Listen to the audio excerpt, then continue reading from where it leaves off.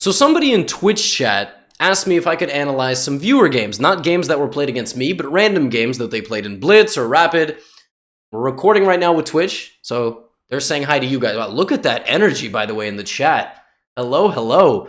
And I just basically chose 6 games from Twitch subs, and we're going to go through them. I've got the analysis on the screen. I've got the engine on the screen. I'm going to teach you guys how you should analyze your games. When you use the engine, it's sometimes difficult to take what it says and understand it and internalize it. So that's what we're going to try to do today. First game on the screen, we have 2 people rated about 900, 850, and 897. So the first thing that you do when you analyze the game is you go, where in the opening did I screw up? What happened in the opening like that I didn't know? This one is a symmetrical London system. I think this is a 3 or 5 minute game. Guy goes c4, which is an interesting idea. And the point is to make it a queen's gambit when the position is like this, and to play the move queen b3. Let's see if white is familiar with that. e6, bishop d6. Okay, so far so good. So far everything is really good. Oh. Well, that's not good. Okay. I mean, obviously he was trying to castle. This is a bit of a peculiar game then. King f8 played. Okay, well, maybe we can learn a lesson in this game of how to make a comeback when you slip in the opening. I don't know, but that's kind of a weird game to send. Anyway, queen b3, b6. I mean, the whole point of queen b3 is to attack the pawn in b7. So I like that you can push, but obviously this would have been a lot better if the king got to castle. So knight to e5. Now at this point we can turn on the engine because we're pretty far from the opening. So here the engine will suggest the move h5. And it's suggesting the move h5 because it thinks that you can go h4 and cause some problems here for me. If I play the move like h3 here, for example, to give some space. Now, wow, are you seeing this? The engine wants to play a5. It wants to play the mid-game delayed crab and claim that the position is slightly equal. Slightly better for black, actually.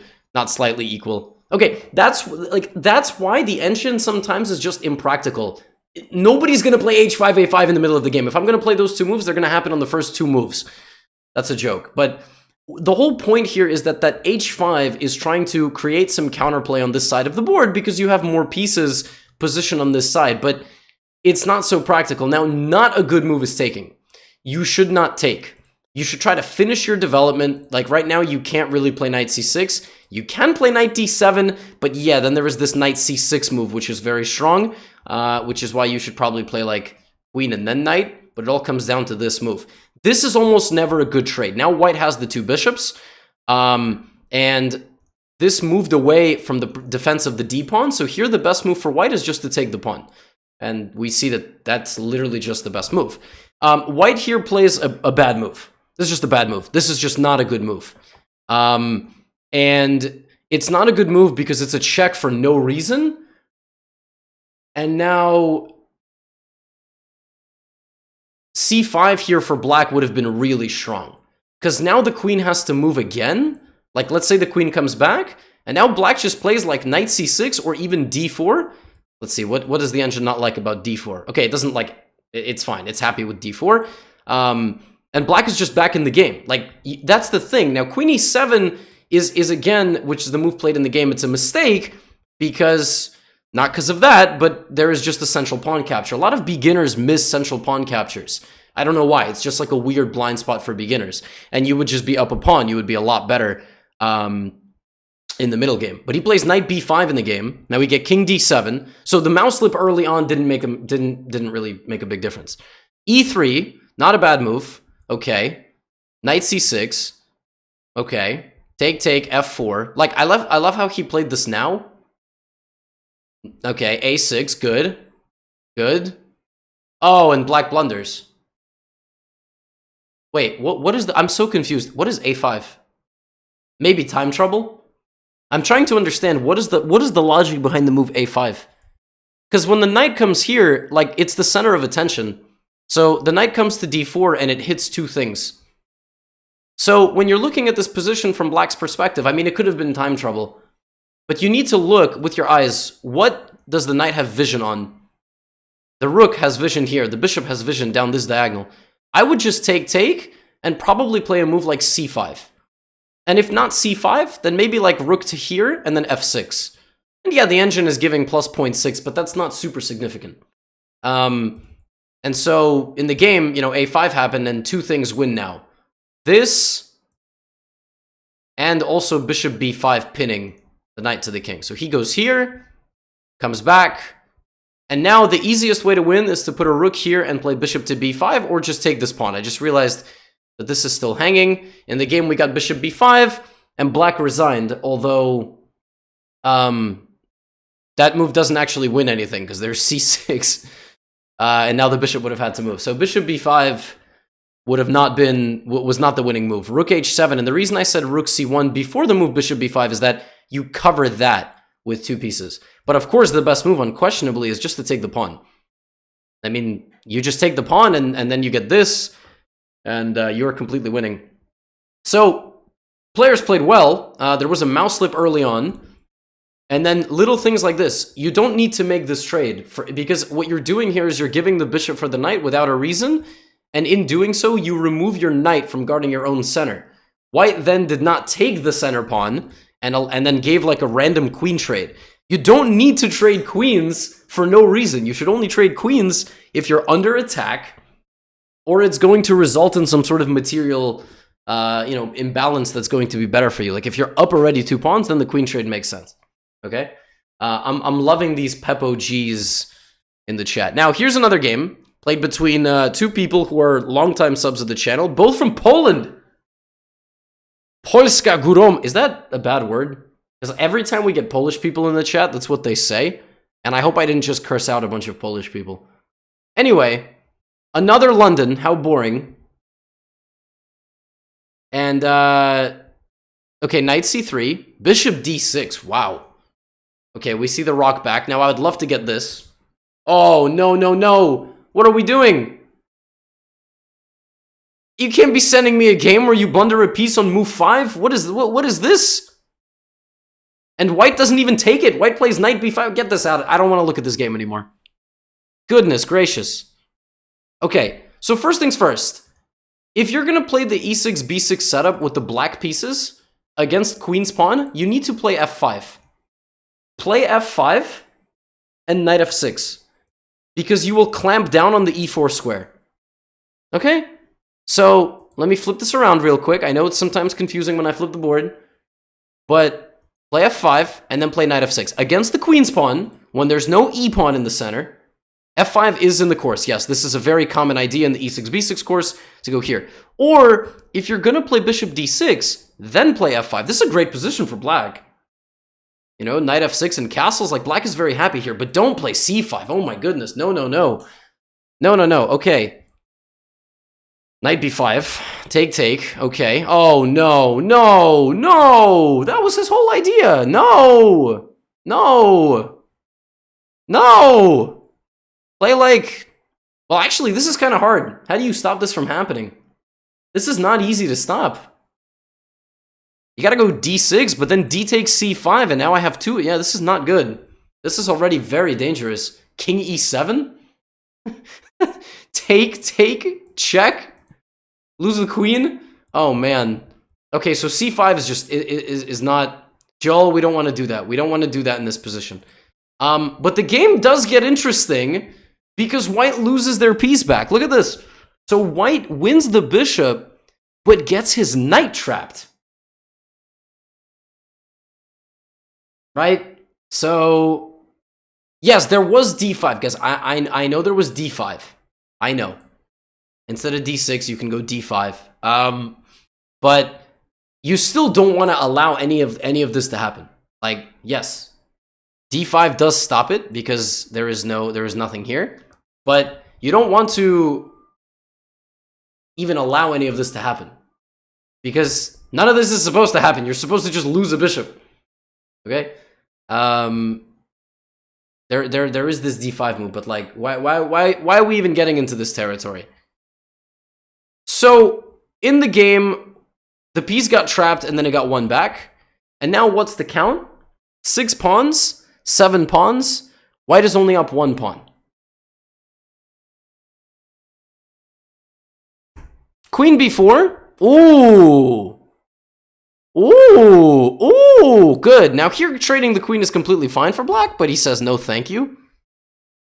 If this guy didn't play this move in this position, I'm going to be so angry. Now let's try to turn on the engine. It's the best move. See? Knight bc6. Developing a knight. Man goes here. Stop playing with the pieces already that you've already developed. Play knight bc6.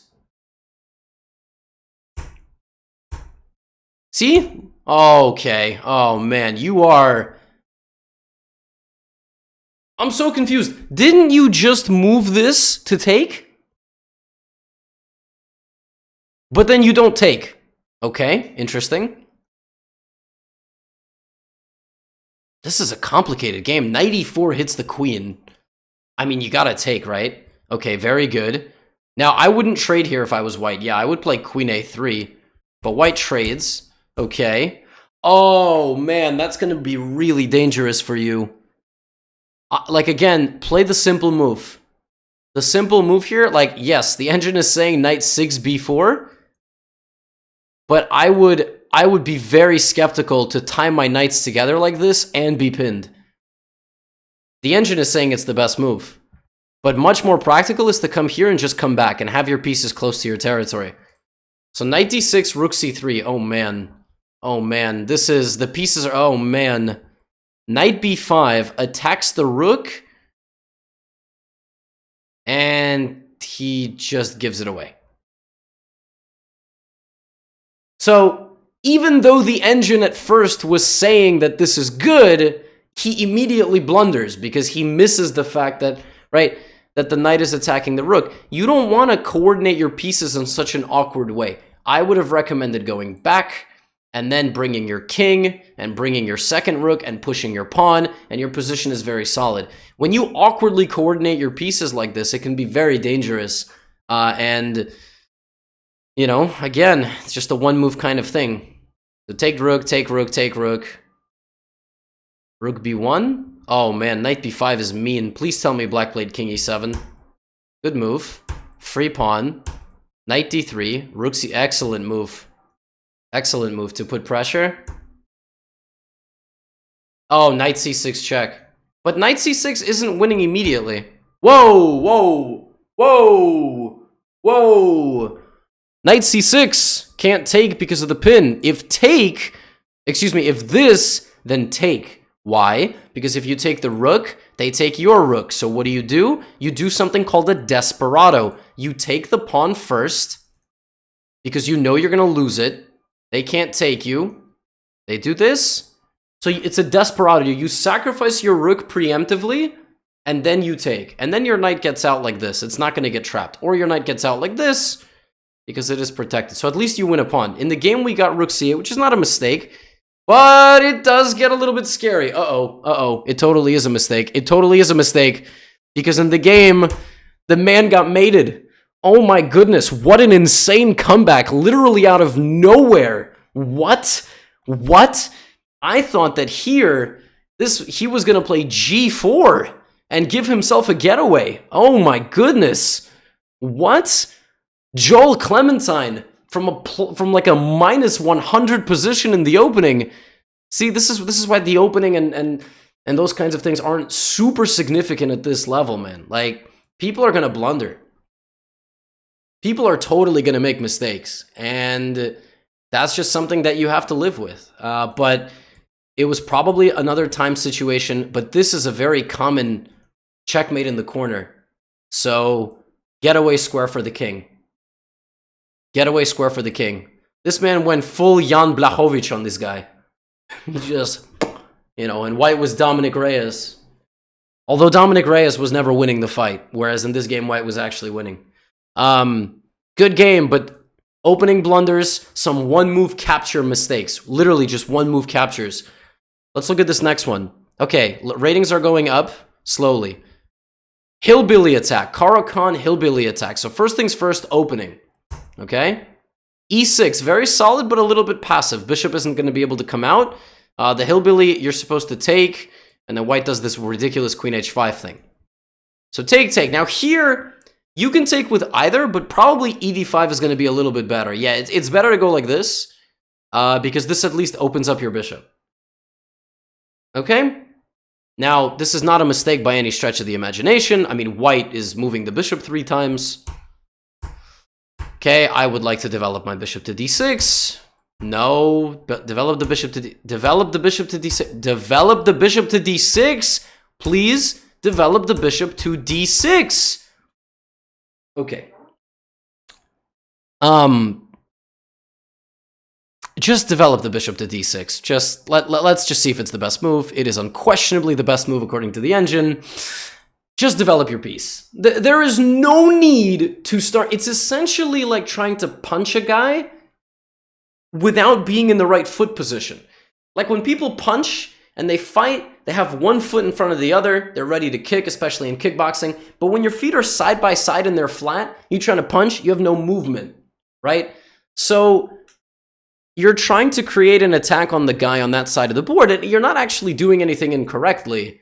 Like, he is playing moves that do allow this, but it's not good practice. I don't want you to get into the habit of doing this, just fighting with, you know, planted feet and, you know, because now you haven't castled, and in other positions, they're going to be able to take advantage of that. In this position, not so much. Actually, you played quite well to expand on the queen side, and this goes to show you how solid the Caro-Kann is that you have this capability. Now, the opening was a success. We start analyzing the middle game. So what's going on in the middle games? The guy plays bishop a4. That opens the door to your queen. Did you take the pawn for free? No, you got tunnel vision. You saw the bishop. You wanted to attack it. It's not a bad move, but that's just a free pawn.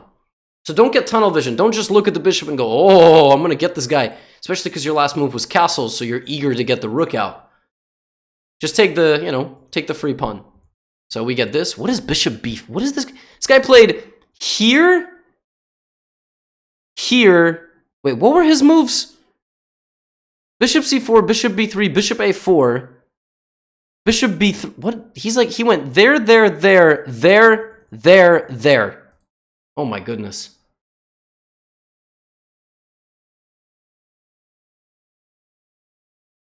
So, queen a5, knight e5, that's just the free bishop.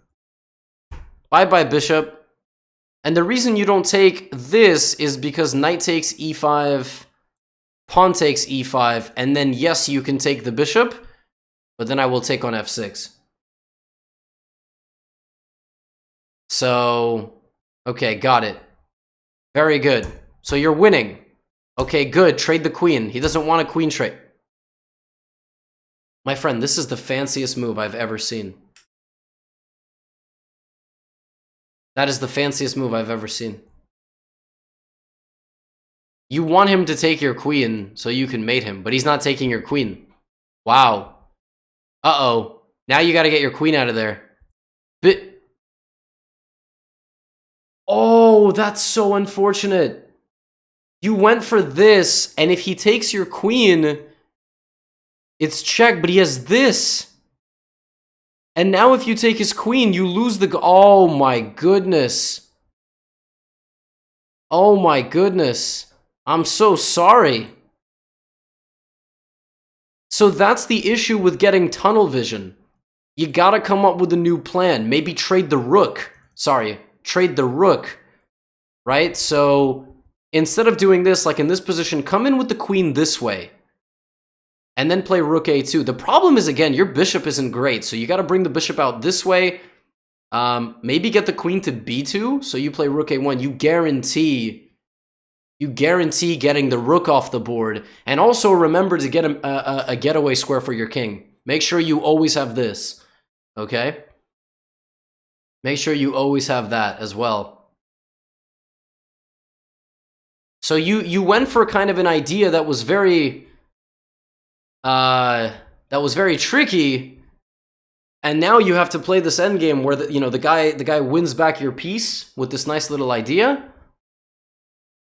and now it's very complicated, very, very complicated. Knight b5 is a good move. I think knight here also very interesting.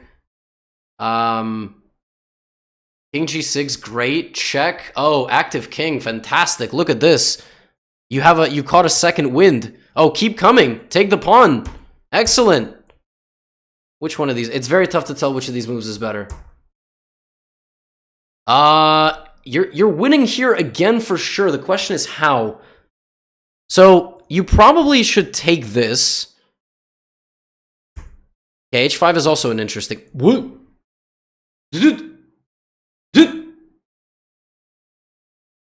What? That's just a free horse. He just gave you a free horse. You didn't take the free horse? Hello? Free horse? I'll take a free horse. Not in New York, though. Parking the horse is going to be ridiculous. You didn't take the horse?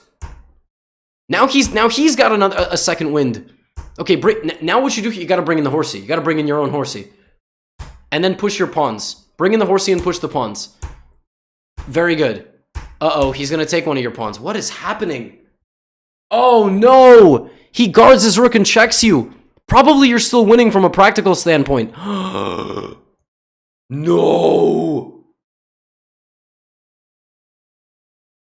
Oh, no! Oh, no! This was a good game, though. Wait a second. Whoa, but you resigned here? Why did you resign here? You resigned before he even makes a move. But why did you resign here? Because if he takes your rook, you take here. It's still a game. I mean, White now needs to do the desperado. White needs to take, remember from last game, take, and then take. And now White is up a horse. You were so ashamed? This is something very important. The chessboard does not care about your emotions. You need to resign at the right moment. Yes, emotions get the best of us when we play, but you shouldn't just resign because you're frustrated. You got to resign because the position is actually lost. Objectively lost, and you can't make a comeback. He would have had to find rook c3. There's a chance he doesn't find it. You know? Chessboard is a sociopath. So, you know, that's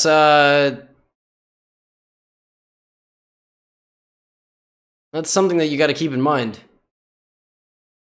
Oh, I want to look at a game where a 1200 beat a 1900. This is also very cool. We're going to see how you can play against players who are extremely solid. So we got a Rui Lopez. It's a rapid game, by the way. It's a 15-minute game. 15-minute game. All right. So, knight f6. Berlin defense. Now what do we play? d3, bishop c5. Okay, very good. And now bishop c6, dc6 is the main line. This guy just plays bishop g5.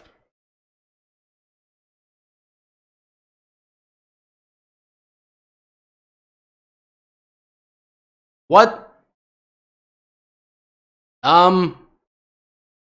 This is why I recommend that if you're 1300, you just don't play the Rui Lopez. Because to master the full power of the Rui Lopez, you shouldn't be playing bishop g5, bishop d2. If you played this guy in a Vienna, if you played knight c3, you beat him in 32 moves. If you played Vienna, you beat him in like 8 moves. Easy 8-move win. You know, for example, knight c6, bishop c4, bishop c5, queen g4. You know, something like this. And then it would have gone like here, here, here, here. I've beaten a few people like this, but it's fine. Bishop g5. Okay, very not so sure about this. I'm not so sure. I don't think the bishop belongs here, man. Okay, the bishop should go on h4. Unquestionably, the bishop should go here. The knight needs to come out to the center or play c3 and d4. That's what you should be playing for in the Rui Lopez. But like I'm saying, the Rui Lopez is so difficult to fully grasp all the little concepts of how you're supposed to play. Okay, you traded. Okay, you traded. So now, oh, but black is attacking, man. Okay, this is scary. Castles, very good. What? That's a terrible move. Now we can start booting this guy. This is not what you're supposed to do. What is he doing? Ah, okay, so he gives you the 2 pieces for the rook and the pawn, which is almost never good in these positions. But then he plays f5. Nice pawn break idea. Pawn trade in the position to open up the territory and the rook to the king. Now, if you just play king g1 here, white literally has 0 attack. Sorry, black literally has no attack. Black has no attack. I mean, how's black attacking you here?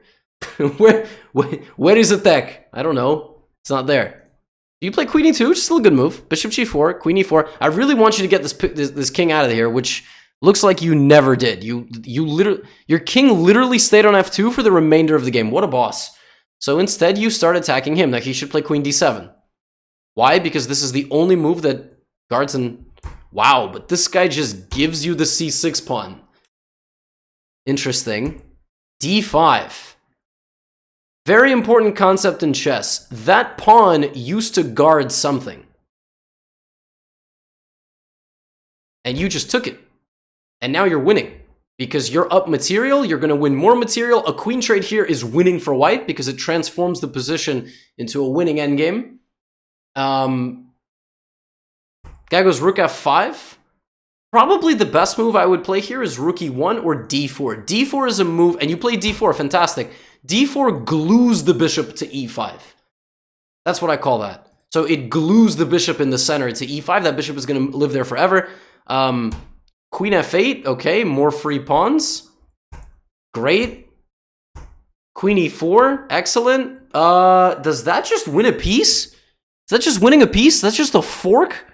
It's dangerous to push pawns in front of our king. Oh my goodness, look at you. Bishop takes g7 is a threat now. Because queen takes, you take like this. Oh my gosh. Okay, that's an interesting move. So you can't take with anything because of the pin and the defense. Great. Excellent. Offering him a trade. Okay, I mean, I don't know what h3 is, but, you know, like at this point, I would just go in. But, okay, you're very... solid. Okay, these last two moves just made me lose a little bit of respect for you, but that's okay. I mean, you know, what is this? Are we just so afraid of this guy? Come on. I'm joking, but you don't need to play b3. Go for the kill. Go for the kill. Okay, if you want to trade the queens, you can trade the queens. I knew it. I knew it. I think black doesn't want to take. Good. Oh, it's over. It's over. It's over. Yes. Yes. Yes. Oh my. Oh my goodness. That might have been the best game I've ever seen a 1300 play. Minus the opening. The opening was a little bit sus. But that is the only way to beat a much, much higher rated player. Be really solid. Be really solid. Marcus played a super solid opening, even if he didn't play the right way. Like with this bishop c3 thing, black significantly underestimated him. But then again, black's rapid rating is 1920 and his blitz is 1670, so, you know, maybe he's a little bit lower rated. But this guy, the thing is that Marcus didn't do anything insane. Like, Marcus took this and then just played really solidly. Like, Marcus didn't do anything crazy. The bishop came here. Marcus just did this. Black gave him a pawn and gave him another pawn, right? Like, people who play this poorly sometimes can get punished. And that was a really nice game. Let's look at one last one. Let's look at Glushka's game. So Glushka's 1,000, playing another 1,000. Victoria 2062, although not rated 2062. It's okay. They generally say that if you put your rating in your username, then you will get that rating in the future. So Glushka had the black pieces in this game. So let's go. Opening first. Okay. E6, B6. My setup. E5. Some people do play this. This takes away this. Bishop B7. Now the bishop is active. H3. Okay, I don't know what this is. You're not going to achieve a rating of 2062 doing this. You got to get the horsies out. Got to do something. Now at this point, D6 is the best move for black because you can't develop naturally, so you need to make a little pawn trade in the center. Very good. And now black is better already. Black is probably like minus 0.6. Yep. Minus 0.3, minus 0.4 because you just have two bishops and white doesn't have any development. Knight F3, please. Okay, very good. Okay, very solid. Castles. No. What are... This is such a fearful setup by white. Like, A3 is not... We need a castle. We need to play C4. Okay. C5. Okay. I like this move. I also would finish the development with this, this, and this. The only reason I wouldn't play this is that after this, there can be a queen trade. And I don't want to trade the queens. I would have put my queen on E7 first, and then done this. But there's no... Wait a second. Does this work? There's some positions where a sacrifice like this early can even work, but looks like it's not going to work. Looks like the best move here is E5, which is a really interesting move. The point is that white has no pawns in the center and no control of the center. Black is castled and has control of the center, which means you can already start doing stuff like this. And I can't take you because now the bishops are going to mow down the king side. Look at this. Bishop takes F2. King takes and queen D4 check. The point is that if white plays really passively and never fights for the center, you can really do some damage. Like, really do some damage. And if white just ignores your pawn, you play castles in E4 and you're just going to crash on through with E3. This is already very, very dangerous. And the pawn is just untouchable. But okay, knight C6. Yeah, again, like, what are we doing? No. No. Stop. Stop it with these moves. Okay, I like B4, bishop B2. Great, white is back in the game. And that's not the same anymore. That's just a free pawn. That is not the same anymore. Oh! I think I know what Glushka is doing. He wants this, queen D5. Threatening the bishop and the pawn, but it's not doing anything. Because in this position, white can play knight F3, blocking the diagonal, defending this, and offering a queen trade. But maybe that's what he was going for. Anyway, I feel like there's something here, but maybe not. Rook C8, okay. C4. Rook E8, fantastic. Knight F3. This is one of the things I really don't like here. Excellent move. This position shows you the power of the two bishops. Now at this point, probably the best move here for black is knight H5. Was it the best move? I just realized that, yes. And I'll tell you why. The point is that you plant your knight on F4, or oh, you also have this with the pin on the pawn and the rook is hit. And you're threatening to like just destroy the position. Knight F4, knight D3. It's better than going here because this just invites captures and trades, right? So if takes, now your queens are getting traded. There's no need to do that. Instead, you play knight H5, knight F4, and it's the best move because you can transfer your queen to this side in the future. Not right now, but in the future. Durfu, appreciate the sub. Queen D6 is not a mistake, but white here can play knight B3, trading the queens and potentially going for the bishop. But you played rook D8? No, there's no way bishop E5 is a good move. Whoa! What is this? Did you slip? I don't understand. Did you mean to go here? That's the only explanation I have for this. Queen D3 is a good move. No comment. Did you see a ghost?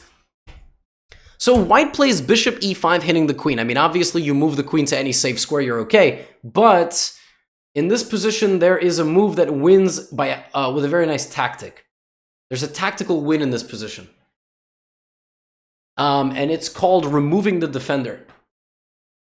Or a capture sequence. So this is guarded by this, right? So what happens if you take the knight? They take the queen. Now, it's important not to just play this out, because if you play this out, you're not learning to visualize. They take the knight, we have a knight.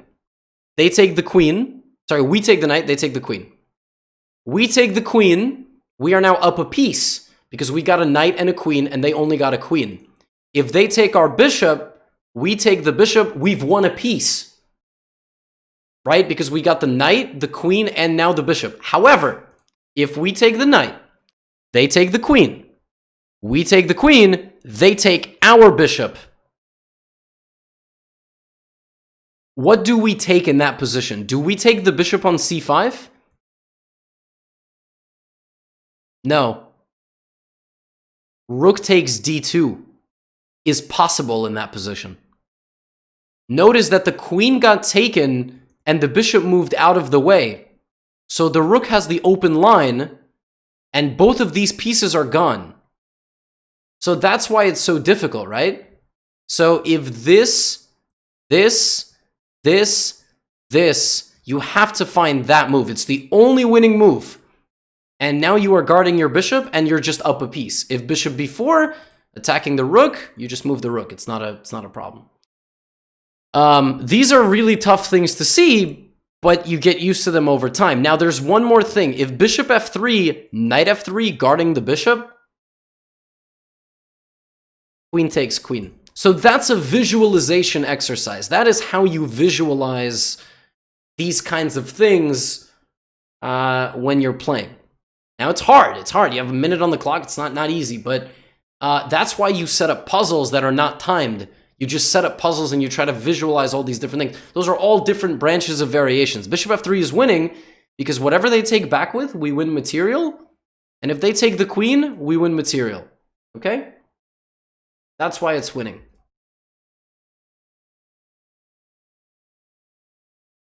How long should all those variations take to calculate at this level? At 1,000? At 1,000, finding bishop takes f3 is a very low probability. That's more of a 1,500 plus tactic, especially in the flow of a game. In the flow of a game. But in a puzzle, probably like 1,400. It should definitely come. Because think about it. If you're solving a puzzle and this happens, you know you have to win material. Right? You know you have to win material. But in a flow of a game, it's really difficult. Because you like, no one's going to tell, oh, there's a tactic. Like, you're just going to play here. Or in the case of Glushka, you're going to lose your queen. But let's see if he makes a comeback. Uh-oh. Oh. Oh. Oh. Oh. Oh. Oh. It's a check. Oh, it was a check. Glushka, why didn't you just take the rook? Oh, no. Oh, man, and white makes the pass pawn. Oh, white, whoa. White is still completely winning here. But whoa. Oh. Dang, that's sad. Yeah. Okay, now white wins by playing bishop e5. The pin, and then this. But that didn't work. Queen d7. Oh, ouch. Did white convert this? Good. Check. Okay, at this point, when the king comes closer, now you can give a check and win a pawn. I'm slowly waiting. Check. Queen d5. Very slow process, but maybe we'll get there someday. Nice. Now it's winning. Yep. Because the king can't guard everything. Yeah. And now Glushka resigned here because he's going to lose this pawn, and then, you know, slowly you will lose the game. So, yeah, white played very passively in the opening that game, and actually just was busted in the mid game probably for a move. Was actually lost, but, you know, black wasn't able to find it, and that's how it goes sometimes. But that is how you have to do it. You have to go, where in the opening was I wrong? You know, where, you know, did I play my opening great? You know, something like that.